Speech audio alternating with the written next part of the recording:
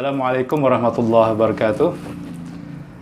Kita sedang bersama Habib Hasan Hussein Al-Jufri. Saya ingin berbincang sejenak dengan beliau, berbincang santai yang terkait dengan beberapa persoalan yang seringkali disalahpahami oleh masyarakat. Di antaranya adalah panggilan. Nah, ini penting karena banyak yang punya asumsi pengertian yang berbeda dan tidak seharusnya. Di antara yang kami maksud adalah ahwal. Nah, sering disebut orang ahwal. Ada Habib, ada ahwal. Yang dimaksud dengan ahwal itu seperti apa sebetulnya maksudnya itu, Habib? Bismillahirrahmanirrahim. Alhamdulillah wassalatu wassalamu ala Rasulillah Sayyidina Muhammad ibn Abdillah wa ala alihi wa sahbihi wa man walah wa la hawla wa la quwata illa billah. Amma ba'du. Istilah ahwal yang sering kita dengar, ya, kebetulan Fakir selama 10 tahun mengabdi di DPC Robitoh Alawiyah Cirebon. 5 tahun pertama sebagai sekretaris, 5 tahun berikutnya sebagai wakil ketua DPC, dan sekarang sudah hampir 2 tahun, setahun setengah berjalan sebagai wakil ketua DPW Robitoh Alawiyah Jawa Barat.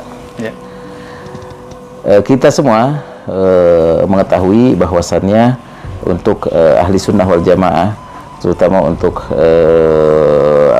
bangsa Indonesia, lebih dikenal dengan orang-orang para pencinta ahlul bait, para pencinta keturunan Rasulullah, seperti yang Allah perintahkan kepada Nabi Muhammad SAW, ya, dalam ayat yang berbunyi, "Qul la as'alukum alaihi ajran illal mawaddata fil qurba." Karena keutamaan ahlul bait ini sangat mulia, sangat agung, bukan mengagungkan diri, tetapi itu adalah pemberian dari Allah Subhanahu wa taala yang tugasnya tidak ringan.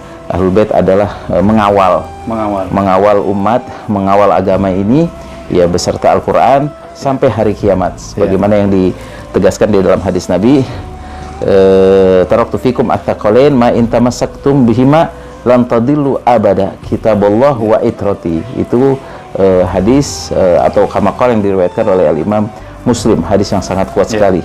Jadi Al-Quran dan keturunanku, dan keduanya tidak akan berpisah sampai menghadapku nanti di haud. Ini adalah hadis yang sangat kuat sekali. Nah, adapun istilah-istilah yang berkembang di Indonesia itu kita harus mengerti latar belakangnya, sejarahnya, kenapa sampai muncul panggilan ahwal. Dulu mayoritas habaib yang datang dari Hadramut, Yaman, mereka datang ke Indonesia untuk berdakwah, menyebarkan Islam. Kemudian mereka mempergunakan berbagai macam metode dalam berdakwahnya, seperti dalam dengan menggunakan perdagangan, ya, kemudian juga menjadi seorang yang dapat mengobati orang lain, ya, tib, ya, kedokteran, juga sosial budaya dan lain sebagainya. Dan mereka pun datang ke sini membaur dengan masyarakat Indonesia. Jadi mereka datang kebanyakan tidak membawa istri, mereka menikahi orang-orang pribumi yang ada di Indonesia ini dengan tujuan berdakwah dan saling menukar kebudayaan yang baik-baik. Mereka tidak permasalahkan, adapun hal-hal yang bertentangan dengan syariat mereka benahi sedikit demi sedikit. Nah, karena banyaknya para habaib yang menikah di Indonesia, nah, kemudian dalam bahasa Arab, kalau saudara ibu ataupun saudari ibu itu dipanggil al-khal atau al-khalah. Khalah itu paman dari ibu, ya, al-khal, ya. Kalau al-khalah bibi, ya, saudara dari ibu. Adapun dari ayah al-am, ya, karena dalam bahasa Arab beda antara paman dari ayah dengan ibu, al-am dan ammah. Nah, jadi saudara-saudara ibu tadi dipanggil adalah al-khal. Nah, jamaknya khal tadi adalah akhwal. Nah, pakai kho, ya, bukan ahwal, akhwal. Nah, akhwal ini satu panggilan kehormatan. Jadi seluruh pribumi yang ada di Indonesia oleh habaib dipanggil sebagai al-akhwal, diakui sebagai keluarga dari istri beliau. Dan itu diajarkan, dididik oleh habaib tadi kepada anak-anaknya. Ya, ketika datang ada pribumi, orang Jawa, orang Sumatera, orang mana, itu siapa Abah? Itu adalah khol kamu. Ya. Kemudian datang rame-rame, min hada, siapa ini? Akhwalak, itu akhwal. Itu saudara ibu kamu. Jadi yang harus engkau hormati. Jadi bukan panggilan penghinaan, tidak. Bahkan ini diangkat derajatnya, kehormatan, bahwasannya saudara-saudara, orang-orang pribumi itu dianggap semua saudara. Jadi diakui sebagai keluarga. Sebagai keluarga dari ibu. Dan ada tambahan lagi, ya, antara habaib dengan bukan habaib sebetulnya tidak perlu dipermasalahkan.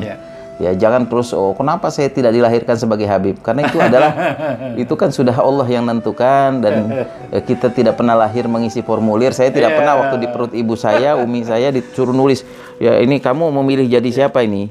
Mau Al-Jufri, Al-Atos, As-Segaf, atau mau jadi orang warga pribumi, atau tidak. Itu sudah pemberian dari Allah yang harus kita, fadl minallah, yang harus kita jaga, dan itu amanat yang besar. Karena kita akan dimintai pertanggungjawabannya sebagai pengawal syariah. Kalau sampai habibnya rusak, itu akan merusak umat. Nah, itu yang pertama. Juga ada satu gelar kehormatan, satu derajat yang tinggi yang bisa menyamai para habaib. Nah, itu yang bisa ditempuh oleh orang-orang yang bukan keturunan Rasulullah. Itu darajah Salmaniyah namanya. Salmaniyah. Ya, darajah Salmaniyah adalah derajatnya sahabat Salman Al-Farisi. Kata Rasulullah, Salman minna Ahlul Bait. Sayyidina Salman ini adalah termasuk dari kami, golongan kami Ahlul Bait. Kenapa? Bukan karena darahnya nyambung kepada Ahlul Bait, tidak. Tapi karena mahabbah, karena cinta kepada Ahlul Bait, tulus dari hati, bukan hanya di lidah, tapi dia betul-betul mencintai Ahlul Bait. Maka dari itu oleh Rasulullah diaku sebagai Ahlul Bait dan akan dikumpulkan beserta Rasulullah dan keluarganya di dunia sampai akhirat. Berarti tadi kedudukan sahabat Salman yang dianggap sebagai Ahlul Bait, sebetulnya akhwal itu juga sama kedudukan dengan Salman. Iya, sama saja. Dianggap keluarga oleh Ahlul Bait. Dianggap keluarga dari pihak perempuan. Mereka adalah saudara-saudara ibu kamu. Mereka harus kau hormat. Sebagaimana engkau menghormat paman-paman kamu dari ayah kamu, juga engkau hormatilah mereka, paman-paman kamu dari ibu kamu. Ya, baik. Insya Allah keterangan antum sudah jelas, Habib. Insya Allah ini memberikan pencerahan kepada kawan-kawan. Untuk selanjutnya ini dijadikan sebagai pegangan ilmu untuk kita semuanya. Amin, amin. Terima kasih Habib. Minta maaf. Assalamualaikum warahmatullahi wabarakatuh.